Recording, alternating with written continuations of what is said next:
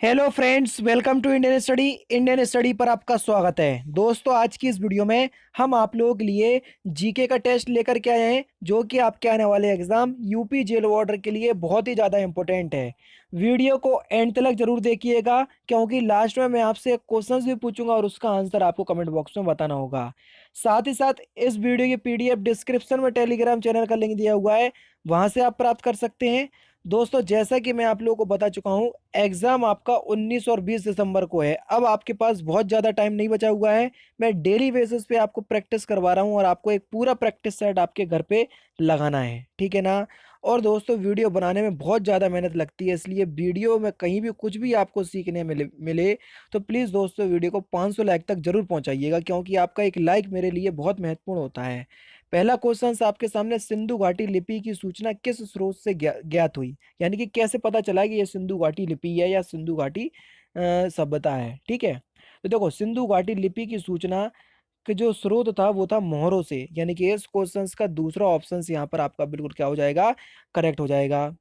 Next question, गुट निरपेक्ष आंदोलन, जिसको हम नाम NAM बोलते हैं, नॉन एलाइन मूवमेंट, इस तरीके इसका फुल फॉर्म है, कि सन 1961 में बैठक की अध्यक्षता किसने की थी? तो किसने की थी? क्योंकि हमारे ये भारतीय थे, पंडित जवाहरलाल नेहरू, इसलिए ये इंपॉर्टेंट है। तीसरा ऑप्शन यहाँ पर आपका बिल्कुल करेक्ट हो जाएगा। निम्नलिखित में से किसने मुगल काल में ऐतिहासिक विवरण लिखा? जल्दी बताओ, मुगल काल में किसने ऐतिहासिक विवरण लिखा?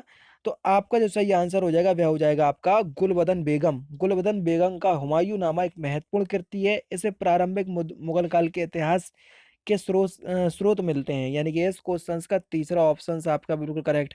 सती प्रथा का निषेध किस वर्ष हुआ? जल्दी बताओ। तो सती प्रथा का जो निषेध है वो किस वर्ष हुआ? तो आपका जो सही आंसर हो जाएगा वह हो जाएगा 1829। और किसने किया था? लॉर्ड विलियम बेंकेट ने। क्योंकि ये क्वेश्चंस भी आपसे पूछा जाता है, इसलिए मैंने आपको यहाँ पर बता दिया। पूना पैक्ट गांधी और किसके मध्य हुआ था? इंपॉर्टेंट क्वेश्चंस बहुत ही ज्यादा, जल्दी बताओ। पूना पैक्ट हुआ कब था? कई बार तो यही पूछ लिया जाता है। ये हुआ था 1932 में, ठीक है। गांधी और किसके बीच हुआ था? अंबेडकर के बीच हुआ था। यानी कि इस क्वेश्चंस का तीसरा ऑप्शन आपका बिल्कुल क्या हो जाएगा, करेक्ट हो जाएगा, ठीक है। नेक्स्ट क्वेश्चन, पृथ्वी के तत्व पिघले मैग्मा के ठंडा होकर ठोस हो जाने से कौन सी चट्टानें बनती हैं? इंपॉर्टेंट क्वेश्चन है बहुत ही ज्यादा, जल्दी बताओ। तो कौन सी चट्टानें बनती हैं? आग्नेय चट्टानें बनती हैं, तीसरा ऑप्शन करेक्ट। आग्नेय चट्टानें पृथ्वी के जो तत्व पिघले मैग्मा, या जिसको हम लावा कहते हैं, कि ठंडा होकर ठोस हो जाने से निर्मित होती हैं। पृथ्वी का सर्वप्रथम आग्नेय चट्टान ही बनती हैं, समझ रहे हैं। नेक्स्ट क्वेश्चन से आपका, कि सभी मौसमों में उगाई जाने वाली फसल कौन सी है? जल्दी बताओ, जिसको सदाबहार फसल भी कहते हैं। तो आपका सही आंसर हो जाएगा सूरजमुखी। सूरजमुखी जल्दी पकने वाली फसल है, सूखा को सहन कर सकती है, तापमान और प्रकाश की प्रति असंवेदनशील है, इसलिए सूरजमुखी को खरीफ, रबी और जायद मौसम में भी उगाया जा सकता है। नेक्स्ट क्वेश्चन, पृथ्वी के चारों ओर गैसों के समूह को क्या कहते हैं? तो आप सभी लोग जानते हैं उसको क्या कहते हैं, हम वायुमंडल कहते हैं। तीसरा ऑप्शन यहाँ पर आपका बिल्कुल करेक्ट हो जाएगा, जिसमें कई गैसें समृद्ध हैं, जैसे ऑक्सीजन, नाइट्रोजन सबसे ज्यादा। क्वेश्चन नंबर 9 है आपका, कि मृदा अपरदन को रोकने की विधि कौन सी है? पट्टीदार कृषि, सिंचाई और उर्वरक, समोच्च कृषि या सीढ़ीदार खेती? तो ये सभी जो है ना, ये मृदा अपरदन को रोकने के लिए महत्वपूर्ण कारक हैं, यानी कि इस क्वेश्चन का चौथा ऑप्शन आपका बिल्कुल करेक्ट हो जाएगा। ग्रहों की गतियों के नियम का प्रतिपादन किसने किया? सिंपल और इंपॉर्टेंट क्वेश्चंस, किसने किया ये? केपलर ने किया, दूसरा ऑप्शन करेक्ट। विधान परिषद के सदस्यों की न्यूनतम संख्या कितनी होती है? जल्दी बताओ, विधान परिषद के सदस्यों की न्यूनतम संख्या। तो देखो, आपका सही आंसर हो जाएगा 40। 40 कम से कम होने चाहिए, और ज्यादा से ज्यादा उस विधान उस राज्य में विधानसभा के सदस्यों का 1/3। जैसे अ, अ, उत्तर प्रदेश में 402 या 403 है, इसका 1/3 निकालेंगे तो लगभग 100 के आसपास निकलेगा, या 100 से ज्यादा निकलेगा, ठीक है ना। तो इसमें मैक्सिमम 100 ही लिया, ठीक है। तो इस बात को ध्यान रखना, लेकिन न्यूनतम संख्या है आपकी 40, ठीक है।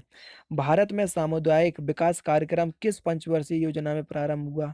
सामुदायिक विकास कार्यक्रम, तो ये पहली ही पंचवर्षीय योजना पर शुरू हुआ था, यानी कि इस क्वेश्चन का पहला ऑप्शन जो है वो आपका बिल्कुल क्या हो जाएगा, करेक्ट हो जाएगा। संविधान की 8वीं अनुसूची में सम्मिलित भाषाओं में हिंदी के बाद कौन सी सर्वाधिक बोली जाने वाली भाषा है? हिंदी के बाद कौन सी बोली जाती है सबसे ज्यादा? तो सही आंसर हो जाएगा तेलुगु। इंपॉर्टेंट क्वेश्चन है और ये बहुत ही ज्यादा। प्रथम वित्त आयोग के अध्यक्ष कौन थे? तो पहले वित्त आयोग के अध्यक्ष कौन थे? केसी नियोगी। यानी कि इस क्वेश्चन का पहला ऑप्शन आपका बिल्कुल करेक्ट है। भारतीय मुद्रा करेंसी किस में छापी जाती है? जल्दी बताओ। तो किस में छापी जाएगी? रिजर्व बैंक ऑफ इंडिया में। यानी कि इस क्वेश्चन का चौथा ऑप्शन जो है वो आपका बिल्कुल क्या हो जाएगा? करेक्ट हो जाएगा। नेक्स्ट क्वेश्चन से आपका कि भारत में योजना अवकाश किसके द्वारा प्रदान हुआ? जल्दी बताओ। योजना अवकाश की बात हो रही, तो योजना अवकाश कब हुआ था? तो 66 से 69 के बीच हुआ था। यानी कि इस क्वेश्चन का दूसरा ऑप्शन आपका बिल्कुल करेक्ट है। बिहार स्थापना दिवस कब मनाया जाता है? जल्दी बताओ। इंपॉर्टेंट क्वेश्चन, बिहार स्थापना दिवस।